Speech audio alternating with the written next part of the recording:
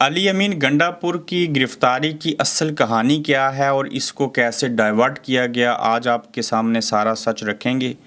جج صاحب کو کس نے زوردار ٹکر مار دی اور یہ جج صاحب کون تھے، اور کروڑوں بچے محروم ہو گئے، اور اندھا جو ہے وہ صرف لڑنا جانتا ہے، اسے اور کچھ نہیں آتا۔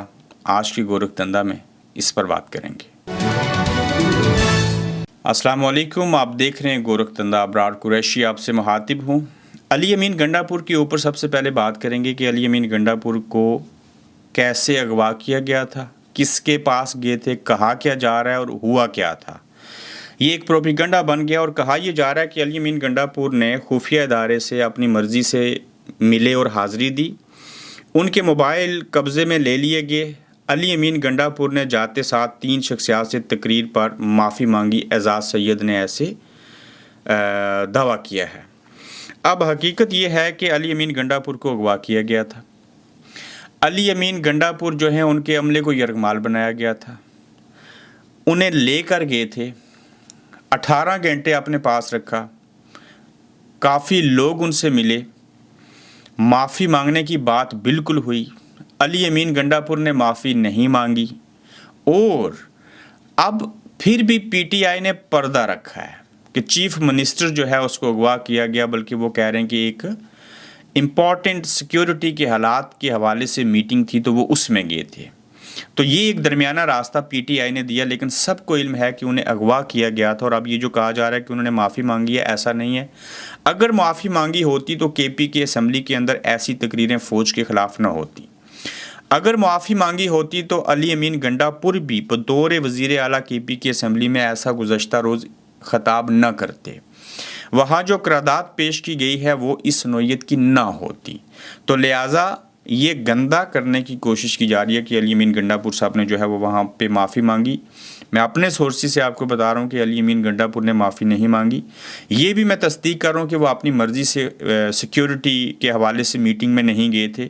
یہ بھی کنفرم کرتا ہوں کہ ان کو اغوا کر کے لے کے گئے تھے، اور یہ ساری چیزیں جو ہیں وہ سچ ہیں اور یہی سچائی ہے۔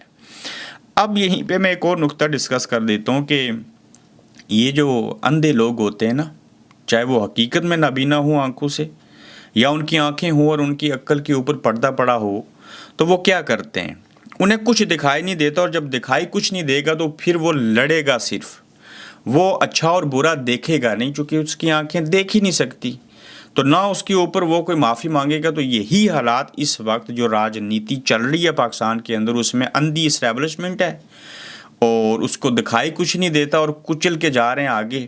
تو ان کا کام، ان کو صرف یہ آتا ہے کہ ہم نے لڑنا ہے۔ تو لہٰذا یہ اندھے کب تک لڑتے رہیں گے؟ جب آنکھیں کھلیں، آنکھیں کھلی ہوں تو ان کو سمجھ آ جائے کہ ہو کیا رہا ہے اور ہم کر کیا رہے ہیں۔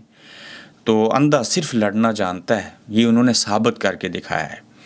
کہا گیا کہ ڈیجیٹل دہشت گردوں کے ترلے شروع ہو چکے ہیں، اور اس حوالے سے 9 مئی واقعات میں ملوث افراد پر رحم نہیں کیا جائے گا۔ تکنیکی پیچیدگیاں فوج کے عزم میں رکاوٹ نہیں بن سکتی، اور علی امین گنڈاپور جب کرکے دکھانے میں ناکام رہتے ہیں تو فوج کو نشانہ بناتے ہیں، کیونکہ یہ راہ فرار کا آسان ترین راستہ ہے۔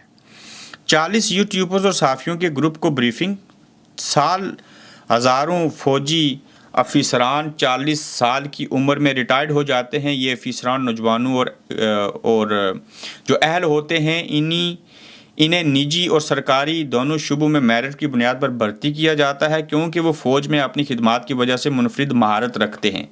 یوٹیوبرز اور صحافیوں کو یہ بریفنگ دی گئی ہے، اور خبر یہ ہے کہ کل ڈیجیٹل دہشت گردوں سے ایک ملاقات کی گئی اور ان سے درخواست کی گئی کہ ہمارا موقف بھی سنیں اور قوم کو بتائیں ہم کون ہیں، ہم کیسے ہیں۔ بھائی، جن کو ڈیجیٹل دہشت گرد کہتے تھے، آپ انہی ہی ڈیجیٹل دہشت گردوں سے مل رہے ہیں اور ان کو بریفنگ دے رہے ہیں کہ بھائی جان خدا را ہمیں بچا لیجئے، ہمارا موقف لوگوں تک پہنچائیے۔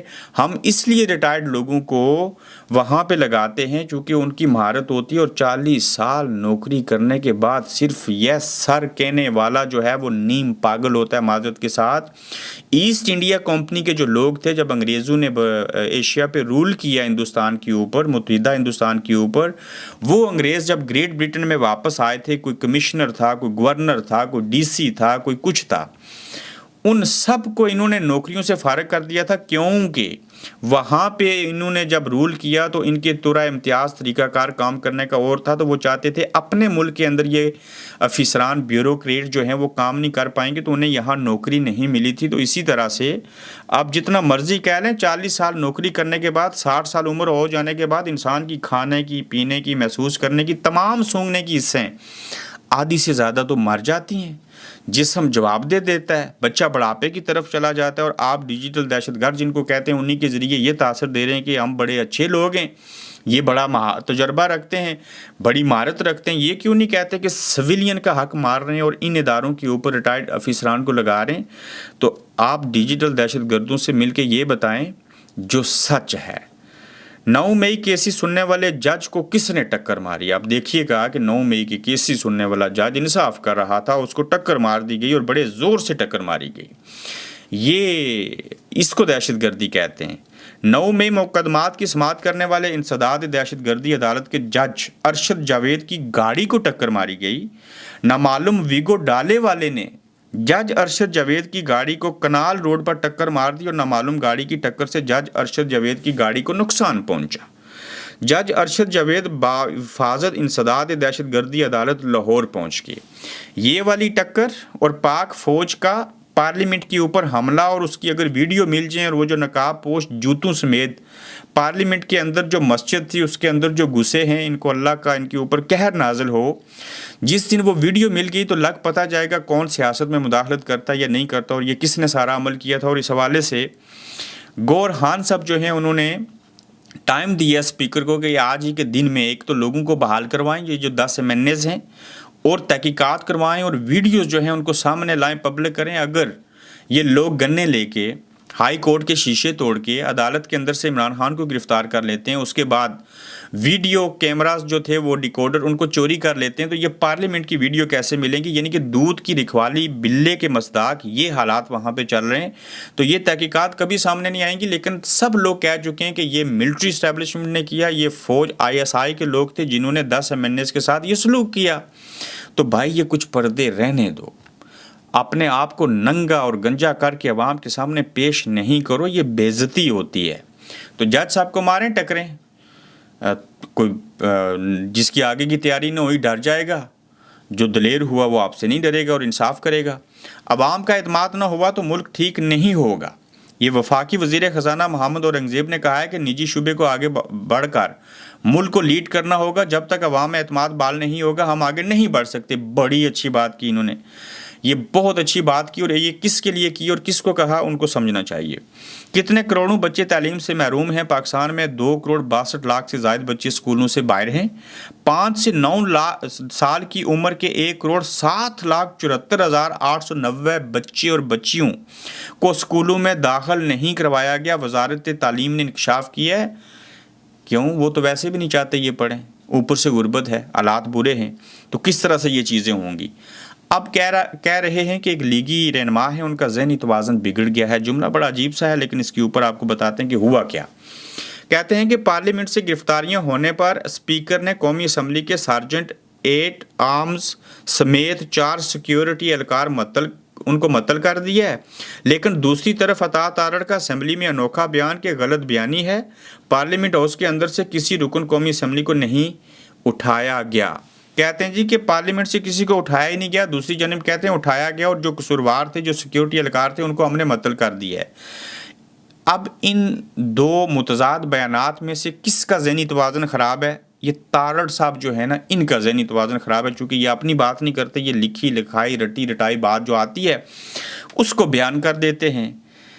यकीन जानिए कि नाहिल लोगों से, जाहिल लोगों से वास्ता पड़ गया जो नालायक हैं। इसीलिए कहते हैं ना कि अल्लाह किसी को दुश्मन भी दे तो वो कोई हकीकत पसंद, गैरतमंद और पढ़ा लिखा और बाशऊर होना चाहिए। यानी कि वो क्या कहते हैं कि बेवकूफ़ दोस्त से अक्लमंद दुश्मन जो है वो बेहतर है। तो अपना ख्याल रखिएगा, यूट्यूब चैनल को सब्सक्राइब कीजिएगा। फिर मिलेंगे आपसे इंशाल्लाह। आप देख रहे हैं गोरखधंधा अब्रार कुरैशी के साथ।